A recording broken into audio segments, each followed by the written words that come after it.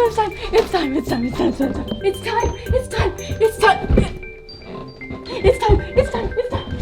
boy, it's time! It's time for my most favorite show in the entire world! Carl, turn the volume up!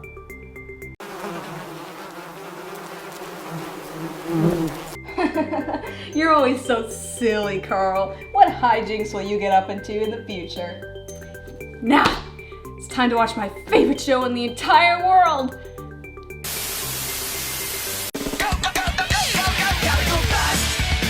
Sonic X is my favorite show! Sonic X is my favorite show! Sonic X is my favorite show. My favorite show. My favorite show.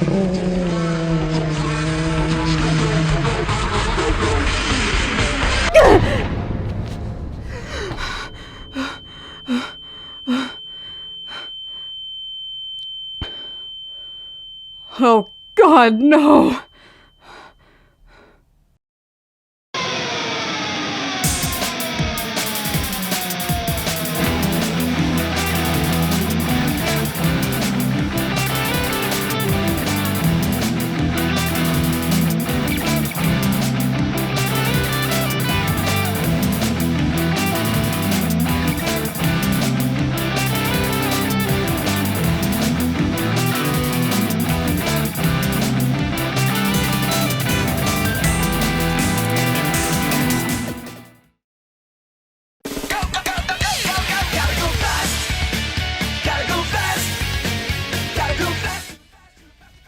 Hey everybody, Sol here.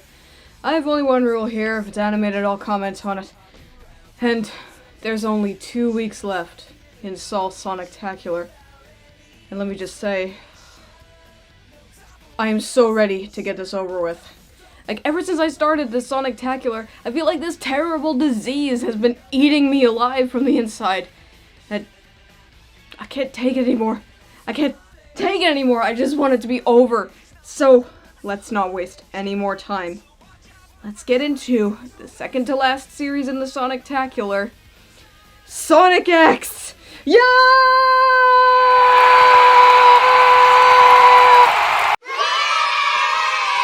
Sonic X is an anime series produced by TMS Entertainment, which originally broadcast on TV Tokyo from 2003 to 2004, with a total of 56 episodes spanning over 2 seasons. A third season, running for 26 additional episodes, were aired outside of Japan throughout 2005 and 2006, and the series as a whole was licensed and dubbed for North American release by 4Kids Entertainment, which aired on the Fox box. Alright, moving all past that, let me just clarify a couple things before we start getting into the meat of the review, okay? 1. All my comments, unless otherwise stated, are about the Japanese version of this show. I have a rule where I have to watch the original version that something came in, especially if it's anime, because a lot of stuff can be lost in translation or differ because of cultural differences, so I much prefer watching it in Japanese. Second, there are spoilers in this review. I can't avoid them, unfortunately, so if you do plan to watch the series at some point, don't watch this. Wait to watch the series first. And third, well, this actually was the series I was looking forward to watching the most, because Japan generally has a better grasp of storytelling than American cartoons. Not always, but sometimes. So this one I thought would tell a better story. Was my eagerness misplaced? Well, let's find out. Let's just dive right into Sonic X.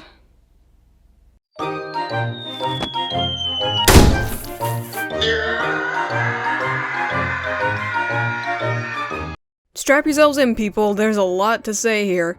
Somewhere in space and time, Sonic and his merry band of friends attempt to destroy Dr. Eggman's Fortress of Solitude and retrieve the 7 Chaos Emeralds to do whatever. But suddenly, Chaos Control is activated, sending Sonic, Eggman, and all the others to a strange place that turns out to be modern-day Earth.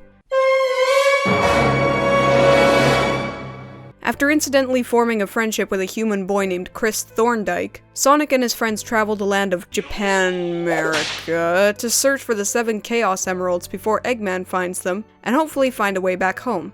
Then, suddenly, the show turns into Star Trek. Well, more specifically, the third season sends everyone into space to once again search for the Chaos Emeralds and stop an alien race known as the Meteor from annihilating all life in the universe. It's funny how the previous 3 series barely scraped by with their plots that may as well have been stitched together from carpet remnants and lard, but this one is positively sagging with plot in comparison. I guess I was sort of right when I expected this series to be more interesting in regards to storytelling, even though the general premise of the entire series is just find the Chaos Emeralds over and over and over again.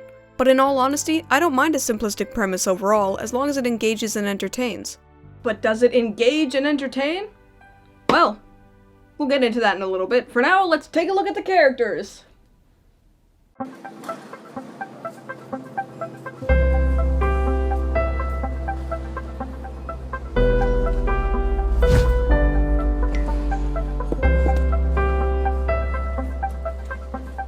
Just as this series has a veritable mountain of plot compared to the other series in the Sonic-tacular, this one has far too many characters for me to go into each one individually, just like most anime series I review. So, we're just gonna take a cursory glance, okay? That's all I can take. That's all I want to spend my time on, because if I went on to each one individually, it would take hours, and I seriously cannot stand this anymore. I just want the Sonic-tacular to be done! The Sonic-tacular has driven me to drink! So to kick things off, we have Sonic! Sonic! Everybody look at Sonic! Holy goddamn tits, it's fucking Sonic! Actually, I don't think this particular Sonic needs all that sarcastic an introduction. I just felt like doing that. In this iteration, Sonic isn't a hip, radical, totally tubular dude, but rather a free-spirited adventure type who always shows up to save the day when the time comes. He's also Jesus, but, you know, that's a whole other story. But in following form of the Sonic-tacular, we must discern whether or not this Sonic is a cunt. And let's see where he falls on the official cuntometer, shall we? Well, taking everything into account, I'd put this Sonic here. Fairly low on the spectrum, actually. Why is that? Well, in short, while this Sonic may still be fairly grating at times due to his churlish and cocky nature, he doesn't have any stupid one-liners to spout off, and there's not even a single chili dog reference in the entire show. Thank fucking Christ! No, this particular Sonic just likes to blurt out random English. Oh, what a great view! Congratulations! Hey guys! Are you alright? That's all for today! Oh, my mistake. Good night! Have a sweet dreams! What a story, Mark. No! Come back! Shit! Shit! Honestly, I find that a lot more funny than anything else any other Sonic has done, so this particular Sonic gets a bit of a pass.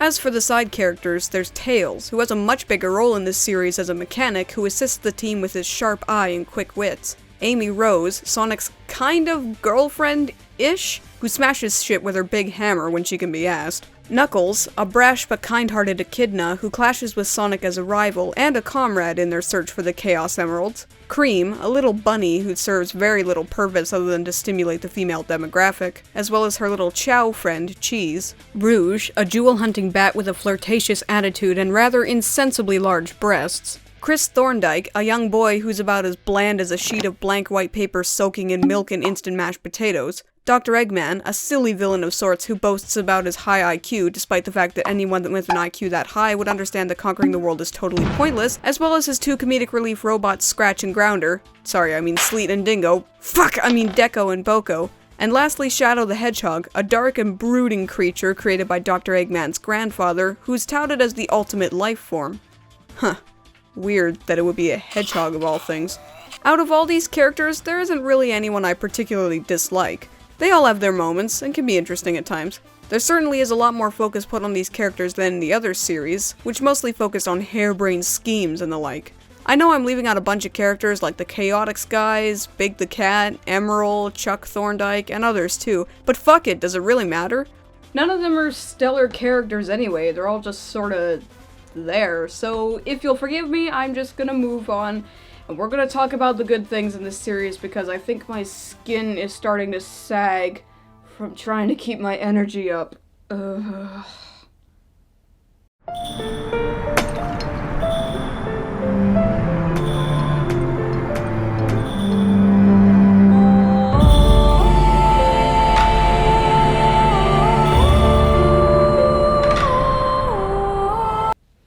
Jeez. I'm sorry, guys. I know I brought all this onto myself when I decided to do the Sonic-tacular, but I can't help it. I can't help the way I feel. Ever since I started this thing, I feel like a curse has been eating me from the inside out. A curse born on the lips of horrid hellspawn as they chip away at my being, taking away all my innocence, drowning me in my tears of desperation and horror as they rape me repeatedly with their barbed penises of desperation and terror. Huh?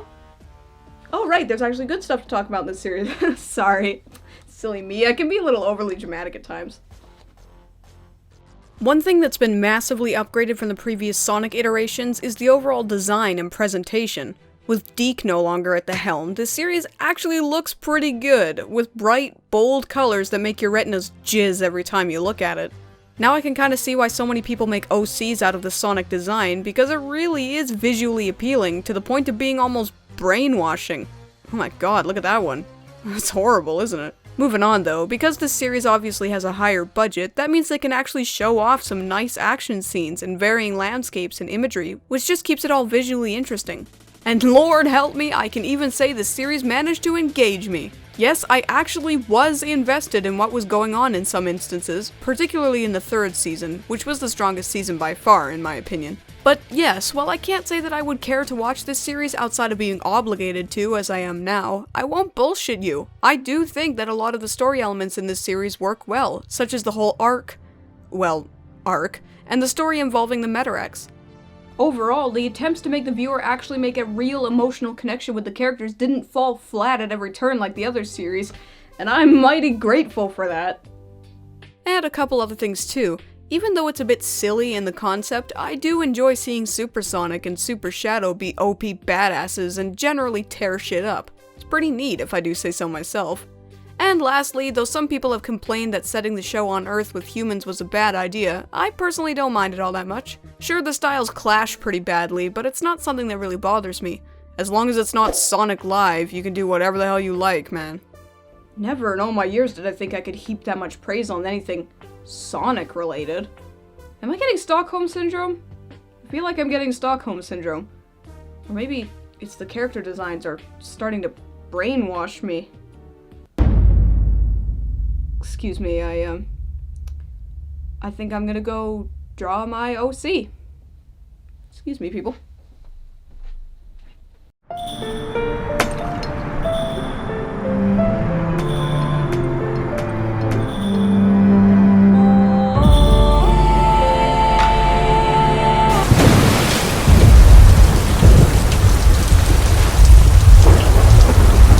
Hey guys, this is my OC character, Sol the Hedgehog. She can run super fast, not as fast as Sonic though. She's super strong and has a blimp that can travel through time. She's madly in love with Shadow the Hedgehog, and she's best friends with Knuckles. And don't you even think about stealing my OC. She is an original creation. If you try to comment on it in some sort of video, I will copyright strike them because I know the law and it's mine. It's my character. And I will strike your video down even though I'm totally not within my right to do so, but I will suffer no repercussions from doing so. Whoa, okay, getting back on track here. Seriously, don't even think about stealing my OC. While I did praise the enhanced storytelling capabilities of the series over the others, the fact remains that there's still a lot of story elements that are extremely repetitive, like looking for the Chaos Emeralds multiple times, or they aren't explained very well, or even explained at all for that matter, such as, why can Sonic and Shadow utilize the power of the Chaos Emeralds, but no one else can? How is Knuckles related to the Master Emerald? Why would time start to freeze only at a point that was dramatically convenient? How come the world wasn't destroyed by tidal waves after half the moon was blown up? I mean, I suppose it's a bit of a victory for the show that I actually care enough to ask these questions, but some goddamn answers would be nice too. Oh, and as an aside, if you choose to answer those questions in the comment section or write me some sort of essay, just remember... In addition, there is a fair bit of filler in this series, which is weird, seeing as how they didn't have a manga to keep up with. Well, maybe filler isn't the right word. I guess you could call them nothing episodes, where they relate very loosely to the actual plot and are generally more silly than the others. Ah, that reminds me actually, the fourth wall breaking done by the characters is pretty aggravating as well. When done right, fourth wall breaking can be hilarious, but in this instance, I resent it. Because I'm actually making an effort to be invested in your silly story about hedgehogs and emeralds and robots and big boob bats, but when you keep reminding me it's a silly show about hedgehogs and emeralds and robots and big boob bats, it just makes it more difficult than necessary. But there's one thing I'm sorta dancing around, aren't I? Something that, well, it didn't affect me personally as I watched the original Japanese version, does so and continues to piss off many a Sonic fan. Might as well not beat around the bush anymore though, so let's get into it, shall we? 4Kids, the company who handled the North American distribution and dubbing for the show, positively castrated the series with its blatant censorship, awful voice acting, and terrible original music. 4Kids was kind of notorious for doing this sort of thing for shows like Hoshino Kabi, Pokemon, Yu-Gi-Oh!, Shaman King, and other anime. But seriously, they kind of went a little out of control here, removing any allusions to alcohol, death, cleavage, gun violence, and violence in general, as well as changing the tone in several areas by altering the music and voices. In general, I'm against the concept of censorship, so this blatant neutering of a series that already is pretty inoffensive is ridiculous and completely unnecessary to me. Fucking censorship ruining everything fun and awesome about animation. Now why can't I see an episode of Dora the Explorer where Dora becomes a vengeful mercenary and kills warlords and frees slaves from blood diamond mines? Now that is something I'd like to see. But since I'm never going to be able to see that, we might as well just take a look at my favorite and least favorite episodes, shall we? Oh, to be honest, picking a least favorite episode was kinda tough because most of the ones I didn't like were either boring or stupid, but not painfully so. Except there is one that falls under that category, and that would have to be Fierce Battle School Wars. In this episode, Dr. Eggman decides to brainwash the youth of the city by introducing a robot teacher who sings the praises of the Eggman Empire. After discovering that he likes children, the robot ignores Eggman's orders to frolic with the little shitlets some more. The reason I dislike this one the most is because it's just fucking stupid. Nothing of import happens throughout the whole episode, it focuses mainly on the kids and this dumb robot, and it's just dull. Okay, I've been going on way too long here today, so let me just quickly say that my favorite episode is The Messenger from a Meteor Shower. In the Season 3 premiere, Sonic is accosted by the leader of the Metarex, who effectively beats the shit out of him to a point where Sonic scatters the Chaos Emeralds throughout the universe to protect them. Meanwhile, a visitor from the stars named Cosmo crash lands on Sonic's homeworld and warns of the impending cataclysm that the Metarex are putting into motion. Now then, I like this episode the most because it's kind of intense, if you can believe that. From the very beginning, it's in a league of its own, since it shows the very first enemy that Sonic can't defeat, even while in his Super Sonic mode, which is nice, because the series is somewhat of a brick wall series, and the episode puts the kibosh on all that. The rest of the episode is good too, and it kicks off a season's worth of excitement. Sonic X was actually better than I thought it would be, and I mean that sincerely, with some great, colorful character designs, and a story that can get you invested at times, certainly a show I can see people getting behind. It's the type of show I'd like to call an after-school show, where it has just enough story and character to keep you invested without being cumbersome, and the designs make it totally impossible to rip your eyes away from it. Unfortunately, the quality cannot hold up with the 4Kids dub, which is really god-awful, so for the dub itself, I'm gonna have to give a special score of 1 eye out of 5, but for the original Japanese version of Sonic X, I give you...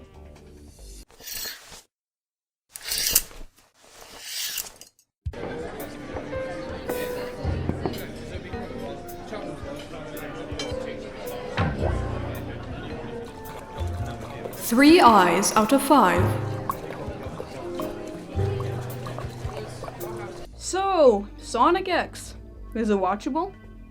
Indeed it is. It has that weird iris-humping design that My Little Pony Friendship is Magic, or hell, even Teen Titans Go had, that just make it really, really good to watch. Is it enjoyable?